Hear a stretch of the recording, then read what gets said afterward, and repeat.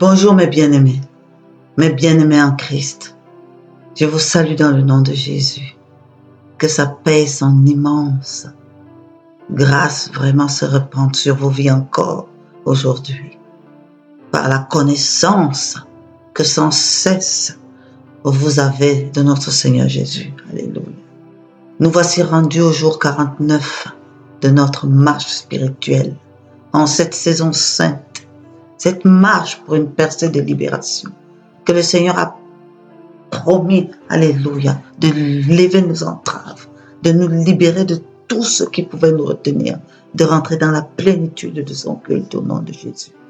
Dans cette 4e étape de cette marche, de la Pâque à la Pentecôte, nous sommes dans l'étape de la résurrection à l'ascension de notre Seigneur Jésus-Christ.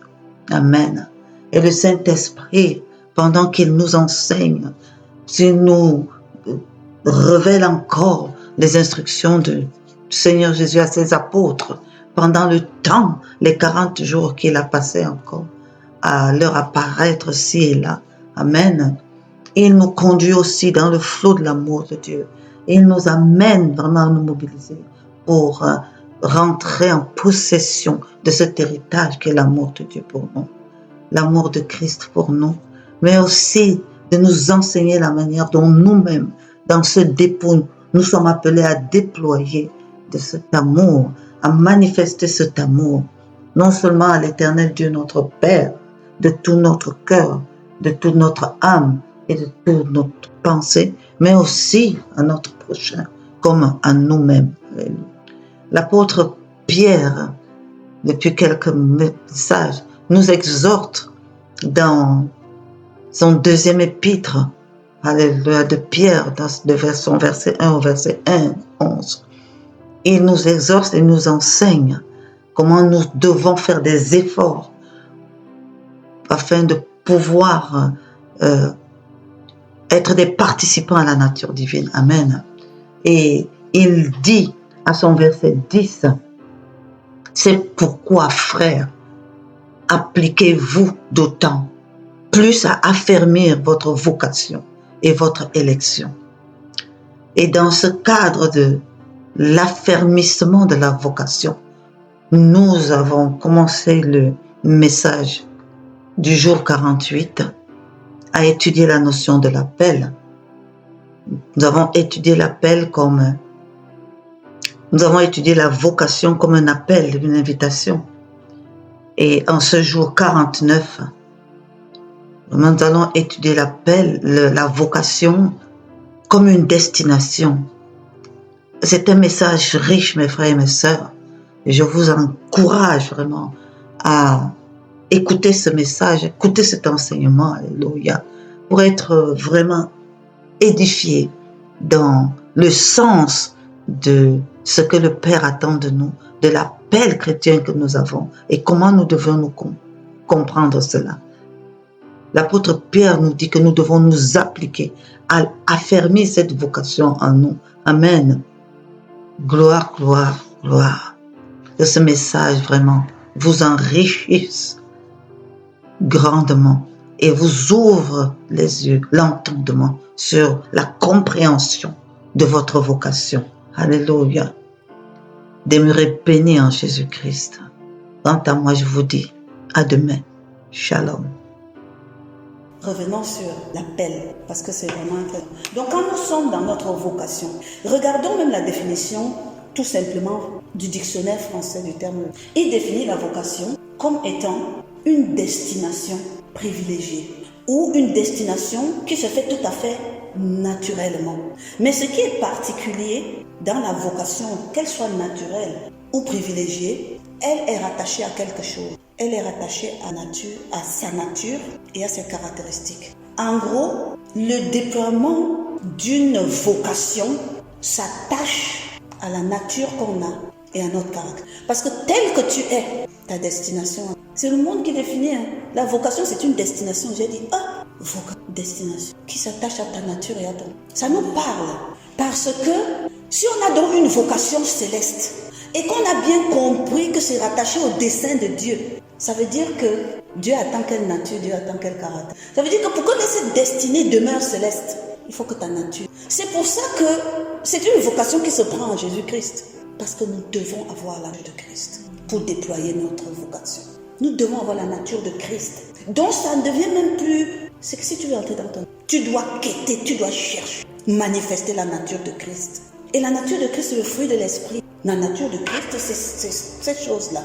C'est l'amour, c'est la paix, c'est la joie, c'est la charité, c'est la bénédiction, c'est la bonté de Dieu, c'est la patience, c'est la foi et c'est la maîtrise de soi qui englobe par-delà tellement de choses. Mais cette nature, on te dit que c'est le fruit de l'esprit. Donc c'est le Saint-Esprit qui l'établit en nous. Qu'est-ce qui nous manque à faire quand on prend conscience que pour entrer dans son appel céleste, il faut avoir une nature céleste. Ta prière devient quoi? Saint-Esprit de Dieu, façonne-moi. Saint-Esprit de Dieu, mets en moi la nature de Christ. Saint-Esprit de Dieu, transforme. Je veux vraiment changer. Renouvelle tout. Brise. Et tu es sincère. Déracine, ruine, renverse, vraiment plante ce qui ne convient pas. Mais mets en moi la nature. Ça devient une quête. Parce que sans la nature, il n'y a pas d'occasion. C'est pas moi qui l'invente, c'est le caractère. Parce que notre caractère définit notre personnalité. Nous sommes uniques aux yeux de Dieu. Il a mis en chacun de nous une personne. Mais le caractère dans la personnalité, bibliquement, doit être soumis à la parole. Parce que Dieu nous enseigne ce qu'il aime, ce qu'il n'aime pas, ce qu'il veut voir, ce qu'il ne veut pas voir. Donc notre caractère doit passer au crible de ça. Parce que c'est deux choses différentes. La nature, là, c'est différent de ce qu'on appelle le caractère. Le travail de la personnalité. Parce que tu peux être enfant de Dieu. Tu as la nature spirituellement établie. Puisqu'il te dit d'avance en train qu'il veut faire de toi une nouvelle création. Mais est-ce que ton caractère là, tu deviens enfant presque comme tu étais avant.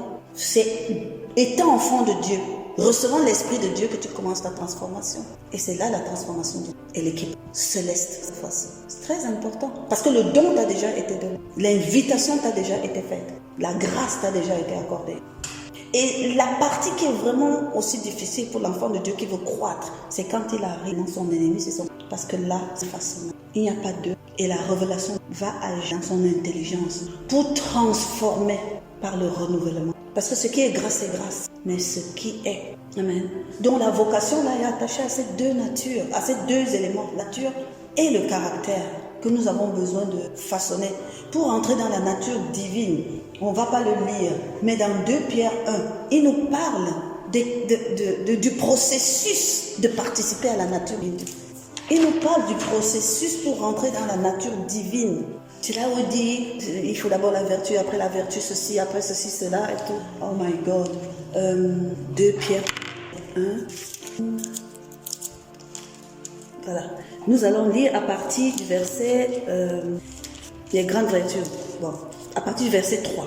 Pierre nous explique, comme sa divine puissance nous a donné tout ce qui contribue à la vie et à la piété, au moyen de la connaissance de celui qui nous a appelés par sa propre gloire et par sa vertu. Amen. Oui. La puissance de Dieu a déjà contribué à nous connecter à Christ en fait. On rentre dans la vie, on peut avoir la piété parce qu'on est déjà enfant de Dieu et on développe cette piété au moyen de la connaissance de celui qui nous a appelés. Plus on connaît Christ, plus sa vie de piété est en nous. Amen. Elle dit, celle-ci, la vie de Christ en nous, nous assure de sa part les plus grandes et les plus précieuses promesses. Alléluia. Afin que par elle, vous deveniez participants de la nature, en fuyant la corruption qui existe dans le monde par la convoitise. À cause de cela même, faites tous vos efforts pour joindre à votre foi la vertu, à la vertu la connaissance, à la connaissance la maîtrise de soi, à la maîtrise de soi la patience. Qu'est-ce qu'il est en train de dérouler là? De l'esprit. À la patience la piété, à la piété l'amitié fraternelle ou la communion fraternelle, et à la communion fraternelle, donc il a repris pour monter. C'est-à-dire que c'est notre divine nature qui nous donne l'occasion de maintenant rentrer pour faire nos efforts pour que le fruit de l'esprit se déploie en nous. L'effort que nous faisons c'est par la connaissance. Donc je voulais rester sur la nature divine. Et cette nature divine se déployant en nous, nous permet de rentrer progressivement dans la plénitude de notre appel, de la vocation qui est pour nous, du but que nous poursuivons, de la destination. Amen. Et la vocation aussi a une finalité personnelle. Chacun a sa vocation, chacun a la destination. Il va arriver en l'œuvre. Donc ça, c'est clair dans notre esprit. Mais il y a tellement de choses qui doivent nous permettre de façonner cela. Amen. Donc s'il y a des leviers sur lesquels, si nous agissons, c'est une assurance que nous courons vers le but. Et ça se déploie à nos yeux. Parce que pas à pas, la révélation de ce vers quoi nous courons et ce que nous devons atteindre est claire. La troisième dimension, et ça qui est importante, c'est l'appel qui est un don et une réception d'un nom spécifique. Alléluia. Un nom spécifique. Tout le long de la Bible, pendant que nous étudions la Bible, nous prenons connaissance de l'importance du nom. Nous prenons connaissance du fait que Dieu a même changé les noms. Nous prenons connaissance du fait que Dieu a changé le nom de certaines personnes et Dieu n'a pas changé le nom d'autres. Quand Dieu a donné lui-même un nom, il n'a pas changé. Parce qu'il a donné le nom qu'il fallait depuis le début. Dieu a changé le nom de certaines personnes qui ont été données par les parents dans des circonstances parce que tout nom porte une essence qui atteint ta destinée. Tout nom porte. Jabez a dû prier et s'engager avec le Père pour qu'il change spirituellement son nom. Donc il change le cours de la destinée que lui donnait son nom. Et nous les chrétiens, vraiment amène dans une profondeur de prière comme Jabez. Lorsque vraiment nous avons le sentiment, que nos noms influent négativement nos destinées. Amen.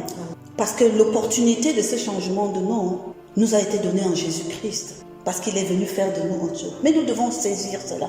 Si nous n'avons pas la perception spirituelle de cette opportunité, nous ne passerons pas cette porte du changement de nom. Amen. Et l'ennemi est tellement vicieux qu'il continue à titiller à gauche et à droite avec. Ce qui est sûr, c'est que la parole de Dieu nous dit que depuis le commencement, des noms sont écrits dans le livre. Depuis le commencement, quand il nous parle dans l'Apocalypse, il dit qu'une de ces primes, quand il parle aux églises, il dit pour une église qui se repent et qui se met en correction de ce qu'il écrit, il inscrira le nom. Ça veut dire qu'il va changer la destinée dans laquelle vous étiez engagé pour libérer la destinée engagée sur le nom qui était établi pour vous dès le commencement. Alléluia. Et je dis, ça c'est une dimension. On ne s'invente pas les noms. Lui seul il sait quel nom nous portons. Parce que ce nom-là, c'est un tout. Parce que le nom-là n'est pas seulement un nom. Nous savons qu'il a changé Abraham en Abraham. Mais est-ce que c'était seulement un mot? C'était une dimension de l'esprit, comme je l'explique quelque part. Est-ce que vous voyez que quand on écrit en hébreu, on ajoute le son ré comme un souffle. C'est le H là, le muet. C'est le souffle de l'esprit. Donc Dieu souffle l'esprit dans ta condition. Et ce changement de nom, c'est le souffle de l'esprit qui vient agir pour remettre chaque chose à sa place. Donc on part d'un nom qui voulait dire une chose, Abraham, et on le ramène à un nom qui veut dire, qui porte la destinée que Dieu met en toi. Parce que le nom de Abraham, comme un souffle, il devenait le père de la promesse, il devenait le père des multitudes, le père des nations, celui qui portait la promesse. Quand il a dit à Sarah, qui signifiait princesse, quel est le nom, quand il a dit à Sarai, qui signifiait princesse, quand on dit que tu es princesse, n'est-ce pas, tu es content, c'est un beau nom. Mais ce nom princesse-là transportait tout un lot de stérilité, de machin, etc. Tu étais la princesse de ton père, tu étais la princesse de la maison de ton père, avec tout ce que ça comporte. Et une princesse, c'est quoi? Une princesse transporte l'héritage de du royaume d'où il vient. Lorsque Rachel a volé les statuettes de son père, ce qu'elle ne comprenait pas, parce que dès le début, je crois que la personne qui a crié à Dieu dans sa condition, c'était Léa. Et Léa n'était même pas déjà bien vue dans leur maison. Donc Léa, ça veut dire que Léa ne mangeait pas beaucoup à la table de leur père. Léa était déjà quelqu'un qu'on avait mis de côté et elle s'était mise de côté. Donc son cri allait ailleurs que les autorités de la maison. Mais Rachel, elle était aimée de son père depuis. Elle était attachée à la maison de son père. Et elle est partie même en transportant des animaux. C'est un peu l'esprit d'héritage. Elle voulait prendre un héritage de la maison de son père. Au moment où Dieu, le Seigneur lui a demandé de quitter. Donc il y a cette dimension que nous devons comprendre. Donc Sarah est devenue Sarah.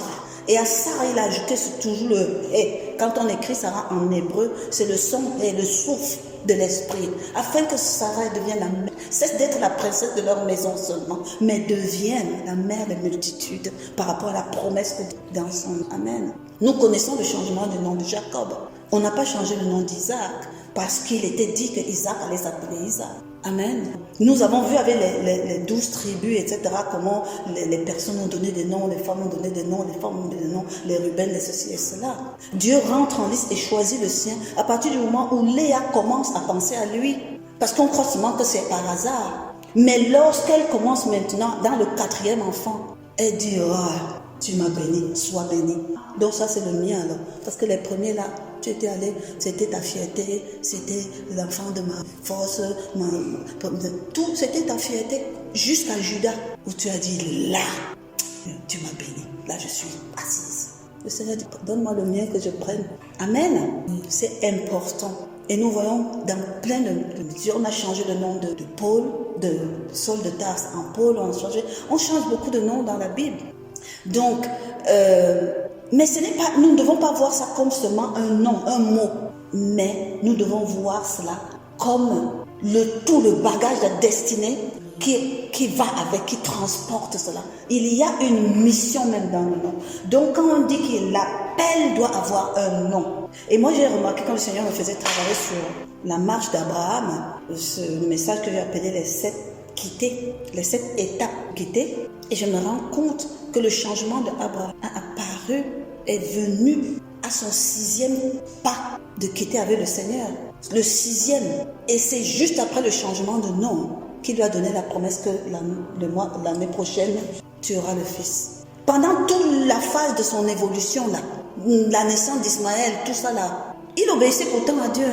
Mais ce pourquoi Dieu l'avait sélectionné n'entrait pas encore dans. Donc c'est important que nous prenions conscience de posséder notre nom. Alléluia. Ce nom porteur de notre destinée. On n'a pas à l'inventer. Je vois des gens qui disent que ouais, j'ai mon nom, j'ai rêvé que le Seigneur m'a appelé. Je vais dire, tu n'as même pas à me dire. Tu n'as même pas à me dire. Ça se passe. Amen. Amen. Nous sommes spirituels. Il ne s'agit pas de venir de même dire que oh, moi je m'appelle plutôt tête, tatapion ou tata. Parce qu'aujourd'hui en Christ, ça ne se passe plus comme ça. C'est une relation, c'est une communion avec ton Dieu. Là où tu vas prendre connaissance, tu n'auras même pas envie de dire à quelqu'un comment tu t'appelles. Le nom qu'il t'a donné. Parce que ça porte ta destinée. Ça porte ta vocation avec lui. Ça porte ton appel.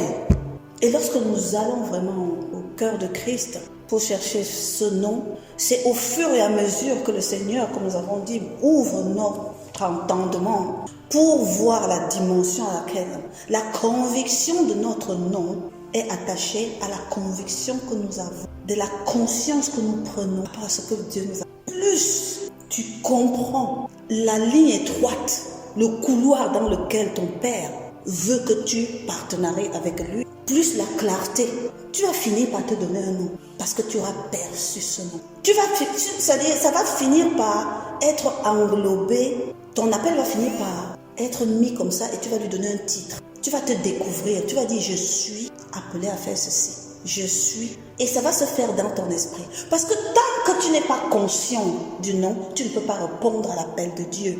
S'il t'appelle par ce nom et que tu n'as pas, tu ne vas pas reconnaître le, tu ne vas pas l'entendre, tu ne sauras pas que c'est toi. Mais quand audiblement, il va commencer à te parler dans ton appel et à te distinguer parce que quand tu te reconnaîtras.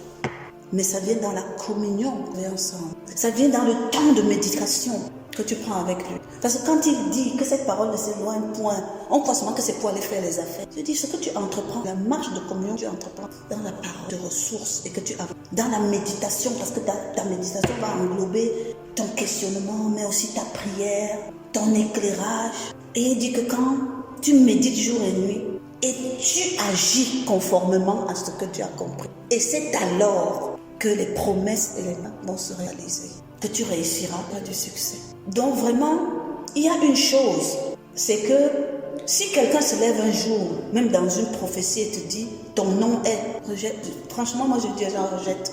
Si tu n'as pas encore fait cette marche, être dans la conviction, ne porte pas un nom qui vient de je ne sais où. Tu comprends? Moi, je dis Saint-Esprit, épargne-moi ça. Je commence même à le percevoir, mais je veux la clarté quotidiennement de la personne. Parce que c'est ça que l'appelle. Ça va t'éviter et d'être secouru. Parce que c'est le processus qui se passe avec Pierre. Pierre est apôtre de Jésus. Pierre a été appelé. Dieu l'a façonné pêcheur des hommes, pêcheur de poissons, afin de l'amener pêcheur d'hommes. Jusqu'au jour, il s'appelait Simon. Simon veut dire roseau. Et le roseau, c'est une plante qui va à tout vent. Ça souffle à gauche, il est à gauche. Mais ce qui est particulier dans le roseau, c'est qu'il ne s'envole pas. S'il y a une catastrophe, c'est le dernier à être déraciné. Ça explique la solidité de Pierre aussi. Parce que Pierre, même avec les apôtres, même avant même la descente de la Pentecôte, ça explique pourquoi les gens lui faisaient confiance. Ça explique pourquoi Pierre était déjà un draineur. Ça explique déjà pourquoi Pierre déjà avait une entreprise qui employait déjà tellement de gens. Parce qu'il peut être secoué dans son... Mais il est là. Amen. C'est une nature aussi qui plaît au Père. Mais ce n'est pas suffisant parce que ce qui est en lui, ça ne doit même pas aller à tout vent. Parce que toi aussi, on peut venir te raconter n'importe. C'est pour ça, c'est cette nature de roseau qui a fait que dès que ça s'est un peu gâté là avec la mort à la croix, etc., il est resté un peu caché là et puis il a dit que bon, on rentre, allons pêcher un peu. Et il a entraîné tous les autres, tu vois. Mais heureusement que Dieu avait déjà changé son nom. Et Dieu change le nom de Pierre pour lui donner quel nom? Tout le monde dit, il s'appelle Pierre. Pierre, on dit l'Église catholique, c'est fait sur le nom Pierre. Mais c'est quoi Pierre? La parole de Dieu dit, et c'est là où Jésus parle, il s'agit d'une révélation. Jésus pose une question, tout le monde semble embrouillé, même Simon, et à un moment, il a une révélation. Et il dit, tu es le Fils de Dieu vivant. Jésus dit, Pierre, Simon, ce n'est pas toi ça, c'est le Saint-Esprit qui t'a révélé ça. Mais cette réponse déclenchait quelque chose par rapport à Jésus. Parce que Jésus, ça permettait à Jésus de reconnaître qui Dieu avait choisi et de reconnaître l'appel qui était sur Pierre. Et il a dit, désormais, tu ne t'appelles plus Simon, mais tu t'appelles Céphas. Et le Céphas s'est rattaché à la révélation que Pierre a eue. C'est-à-dire la révélation qui faisait de Pierre désormais un rôle. La révélation, là, c'était le roc. C'est le roc sur lequel Christ attache son église. La révélation de lui, Fils du Dieu vivant. Il dit sur cette pierre, sur ce Céphas, c'est-à-dire sur cette révélation endurcie, je bâtirai mon église. Donc l'ecclésias de Jésus est bâti sur la révélation de Jésus comme Fils de Dieu. C'est pour ça qu'on dit que ceux qui reconnaissent que Jésus-Christ est le Fils de Dieu vivant sont enfants de Dieu. C'est le baptême. Pierre, ce n'est pas un nom. Pierre, à partir de ce moment-là, Jésus, reconnaissant et établissant le ministère de Pierre, sait que son appel, c'est la tête de l'église. C'est pour ça que même après, les clés, Pierre prend. Pierre, parce que c'est son appel. Et l'appel de Pierre est contenu dans la révélation qu'il a reçue. Nous sommes appelés à recevoir la révélation de Dieu, de ce. Positionnés en Jésus-Christ, nous le faisons avec l'œuvre du Saint-Esprit. À ce moment-là, Pierre n'avait pas encore reçu la Pentecôte. Mais Jésus lui a dit ça, c'est l'œuvre de l'Esprit. Parce que le Dieu notre Père opère. Donc nous tous dans notre appel, nous devons, le nom que le Père met dessus, porte l'essence de ça. Ça peut même être un nom, pas connu, c'est pas Jacques. Non, ça peut être un qualificatif. Ça peut être parfois tu arrives dans la définition et quand ils permettent à la fin, ça désigne toujours un mot que tu entendras un jour le Père te dire, j'ai fait de où tu es. Parce que c'est plus dans une fonction que dans un... Amen. Mon Père, nous te grâce. Saint-Esprit, merci. Merci parce que tu nous amènes aujourd'hui dans une dimension de perception. Pour nous, ça ne peut plus être qu'un mot désormais. Pour nous, ça prend une quintessence profonde et spirituelle et va nous conduire à savoir désormais quels sont les leviers que nous devons travailler pour marcher vraiment dans le discernement de cet appel, vraiment dans le partenariat divin. C'est ce qu'on appelle avoir la sagesse et la révélation dans ta connaissance. Je te suis grandement reconnaissante. Je pense, ma soeur, et tous ceux qui écouteront ce message, je prie pour que leur cœur dispose, reçoivent la quintessence de ce que tu as voulu et qu'ils grandissent, qu'ils croissent, Seigneur puissant, dans le discernement en Jésus-Christ notre Seigneur. Béni sois-tu. Je prie particulièrement, Seigneur, que dans ta grâce, dans la marche vers toi, Seigneur, tu nous éclaires et tu nous donnes la révélation, Seigneur de Dieu, et le discernement du nom glorieux, précieux que tu as en Jésus-Christ notre Seigneur, pourtant par l'Esprit Saint, Esprit, gloire te soit aujourd'hui. J'espère, je le sens sur nous, dans nos demeures, sur nos enfants, sur cette ville d'Orléans, sur ce temps de partage du soit fait sur Orléans, et toutes les actions vers le conduit, et tu nous conduis au nom puissant de Dieu, sur la France, sur nos différents pays, en nom puissant du monde. Oui, je plante la bannière de Christ. Elle flotte, papa, se touche. Tu es Dieu, nous sommes là disposés à entrer au nom puissant. Merci pour tout. Merci Seigneur pour ce que tu pourvois en tout. Merci parce que tu nous préserves dans ta bonté, au nom puissant, pour chacun qui peut assister, pour saisir cela. Au nom puissant.